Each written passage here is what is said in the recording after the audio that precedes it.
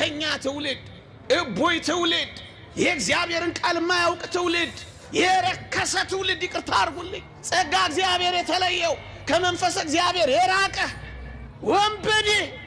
ይቅርታ ለቋንቋዬ፣ መሳደቢያ አይደለም፣ እውነት ነው። እንተዋወቃለን።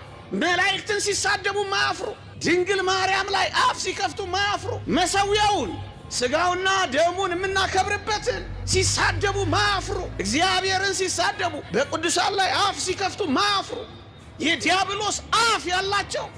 እኔ የሚያሳዝነኝ የአይሁድ ፊት ብቻ አይደለም፣ የዚህ ዘመን የመናፍቃን አፍና ፊት እንዴት ይበላት የሆነችን ቅድስት ድንግል ማርያም። ምራቃቸው አይገርምም? እስኪ ያንተ እናት ፎቶ ላይ እስኪ ምራቅ ልጥፋ ዝም ትለኛለህ? ኧረ ነው። ምናልባት ታመው ሊሆን እንደሚችል ግን እጠረጥራለሁ። መቼም ጤነኛ እንደዚህ ያደርግ። አሁን የኔን ፎቶ ትረግጠዋለህ? እዛ እኮ በጥንቱ ታሪክ እኮ ንጉሱ እንደዚህ ስዕል ሲያቃልል አንድ አባት አነሳና አሉ የንጉሱን ፎቶ ጣለና ረገጠው አሉ። ባለሟሎቹ እንዴት ነው የንጉሱን ፎቶ የምትረግጠው ብለው አነቁት። እንግዲያውስ የጌታዬ የኢየሱስ ክርስቶስንም ስዕል ለምን ረገጣችሁት አላቸዋል።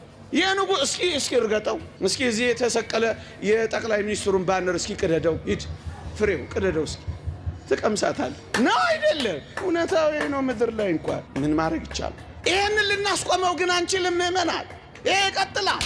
አትደንግጡ፣ አትታወኩ፣ አትበሳጩ። ይልቅ ቀኑ እየቀረበ እንደሆነ ወቁ። ትንቢታቱ እየተፈጸመ እንደሆኑ ተረዱ። እግዚአብሔር ማደሪያውን ይሳደብ ዘንድ አፍ ተሰጠው የሚለው ቃል ታዲያ በዚህ ካልተፈጸመ በምን ሊፈጸምልህ ነው? በምን ይፈጸም? እንዳይፈጸም ልከለክለው እችላለሁ? እኔ ማን ነኝ?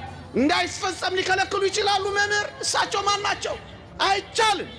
ይልቅ በሃይማኖት ጽና፣ ይልቅ በምግባር ቅና፣ ይልቅ እውነተኛ ነው ያስከው በርታ።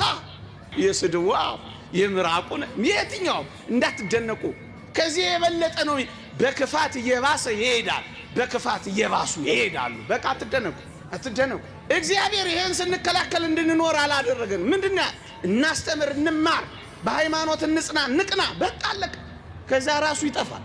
የጠላትን ክንፉን የሚሰብርልን ከእግሮቻችን የሚጥልልን ሚካኤል ስለ ሙሴ ሥጋ ሲከራከር ሰይጣንን እግዚአብሔር ይጣላ ያለው ሚካኤል አያስፈልገኝም የሚል ትውልድ ተነስቷል። አያሳዝንም? እንኳን ቅዱስ ሚካኤል አንተ ለእኔ እንደምታስፈልገኝ አያውቅም፣ ሌላ አንተ እንደማስፈልግ አታውቅም። ወገኖቼ እኛ ኦርቶዶክሳውያን የምንረዳበትን አእምሮና እውቀት እንግዲህ ተረዱ። ምን ይላል? አይሁድም፣ አጋንንትም፣ መናፍቃንም፣ አሕዛብም ኢየሱስ ክርስቶስ ጎኑን ሲወጉት ሲያዩ እነሱ የሚያውቁት እንዳቆሰሉት፣ እንዳሳመሙት፣ ጎኑን እንደከፈቱት፣ እንደጎዱት ብቻ ነው የሚያውቁት። እኛስ ኦርቶዶክሳውያን የኢየሱስ ጎን በጦር ሲወጋ ምንድነው ያወቅነው? ምንድነው የተረዳነው ካላችሁኝ፣ የሱ ጎን ሲወጋና ጎኑ ሲከፈት የገነት በር እንደተከፈተ እናውቃለን ይላል ቅዱስ ኤፍሬም። በቁስሎቹ ውስጥ የመግባት ጸጋ ነው ያገኘነው ይላል ቅዱስ ኤፍሬም። እኛ የምንረዳው እንደዚህ ነው ወገኖቼ። አይሁድ፣ አሕዛብን፣ መናፍቃንን ኢየሱስ ክርስቶስ የመጨረሻውን እስትንፋስ መስቀል ላይ ሲተነፍስ ሲያዩት ያበቃ የሞተ ነበር የመሰላቸው።